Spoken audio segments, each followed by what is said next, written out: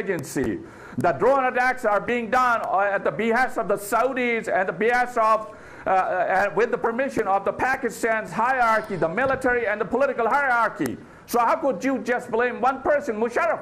I mean, is he a scapegoat? Yes, he is. Why? There are reasons for that. Musharraf belongs to Karachi, and he's being unfairly treated and discriminated upon because of his background. He is not a Punjabi-speaking general. This is the case. This is the original case. With these gentlemen hide from the public and from the international media. His sin is he is the son of Karachi and not from the Punjab. And he's not from the majority of the province, which is the Punjab province. So what happens? Whenever a Punjabi general commits high treason, he is condoned, he is backed and supported, and he is never touched by any Supreme Court, by any tribunal, by any court. All right, let me ask you a question now, Mr. Wasif. Mr. Wasif, let me go back on... In this case, Musharraf, then it happens. All right, Mr. Wasif, back on a point that you made. You talked about as far as dealing with the Americans and the drone strikes. Now, Mr. Musharraf has admitted that he actually was the one that gave the okay as far as the U.S. drone strikes. Your take on that? Yes, he did.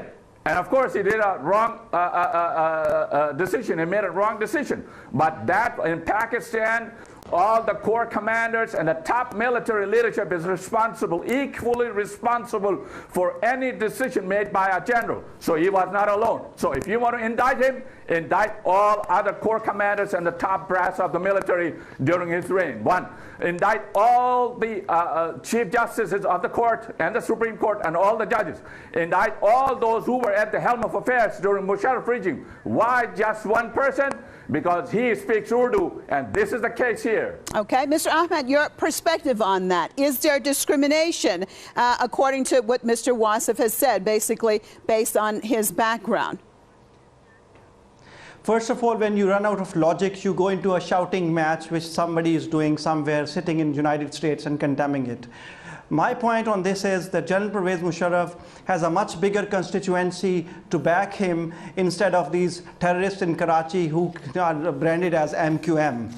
What he would be looking, and his spokesman said, General Rashid Qureshi, that a military should come in, a former army chief is being humiliated. That is where he draws all the power, and that is where this whole overconfidence came in.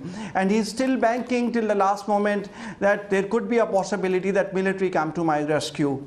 I don't think there is any ethnic element involved. I myself speak Urdu. I was born in Karachi, and people of Karachi do not see things. It's a city which is very cosmopolitan, and I think somebody sitting in Washington hasn't actually visited Pakistan and seen the reality of today's Pakistan.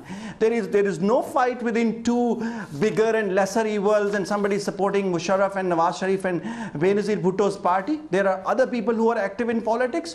Even Pakistan is heading towards three-party contest. We do not have any alliance with, there is no alliance by PMLN with any party. Tehreek-e-Insaf is fighting, contesting elections alone. People's Party has some alliances somewhere, but predominantly Pakistan is heading towards, it's the Arab Spring kind of thing happening again after 2007. All right, stay with me, Mr. Ahmed, stay with me. Running out of time. Stay with me, please. I want to look at some of the Facebook comments. We have a comment by Mr. Mohammed Irfan, who put this on our wall. Check this out.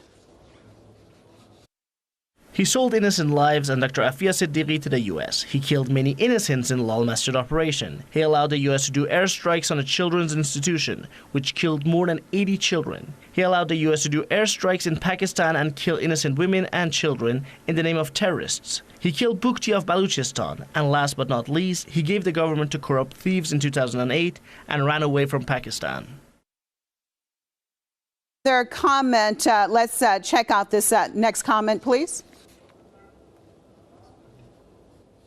General Musharraf is an honest person and is loyal to Pakistan. The steps he took during his tenure helped the Pakistani economy to boom. He is accused of fake allegations so that he may stay away from general elections which are supposed to be held next month in Pakistan. The last 5 years' tenure of Zardari and Nawaz Sharif has led Pakistan towards extremely bad economical crisis and a huge level of inflation.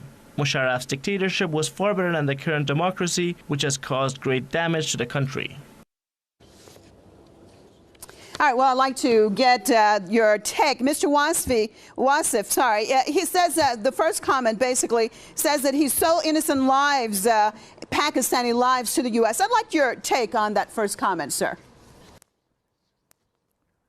First of all, I've just visited Pakistan 2 months ago. At times I visit Pakistan 4 times a year. This is for the knowledge of the gentleman sitting in Islamabad. The second is... And that should not be enough to make you an expert on Pakistan.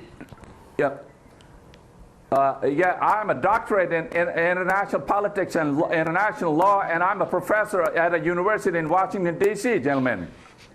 So, we know many doctors in the United States who really know where Pakistan is. Okay, go ahead, Mr. Wasif. Go ahead. I have been a journalist during the 1980s in Pakistan, and I was an English newspaper, English Daily in Pakistan during the 80s when you were just a kid. Okay, please, go ahead and answer the question. Almost out of time. Yeah, I'm answering the question. You see, is Musharraf the only person who has allowed the Americans the drone attacks? Aren't the drone attacks going on right now? Why don't you held responsible this General Kiani for that? Why don't you hold General Kiani responsible for that? Why don't you hold the democratically elected People's Party's corrupt government for that? Okay. Why don't you hold the judges responsible for that? Well, let me give Mr. Ahmed, we're almost out of chance. Let me give Mr. Ahmed opportunity to answer your question, Mr. Wasif. Right now. Mr. Wasif, hold up, please. Mr. Ahmed, your take on Mr. Wasif's point. Well, I have a take on this man called Pervez Musharraf. Anybody having power and authority to make decisions will be held responsible for any violation of international or national laws. In that case, General Musharraf was usurping the power in Pakistan. In the case of these drone attacks that continued during People's Party's government, People's Party's leadership, whosoever was the Prime Minister, should be held accountable for that. There we, sort of sorted out. At some point in time, Parliament started talking about it, we debated, and it was unanimously said that these are illegal and we condemn it. And Pakistan now has taken a clear stance that these are intolerable. All right, I'm so sorry, Mr. Ahmed, but we are out of time. I appreciate both of you being with us out of Washington. Syed Ali Wasif from the Society for International Reforms. I'm so sorry, we're out of time. And Mr. Naveed Ahmed out of Islamabad, investigative journalist.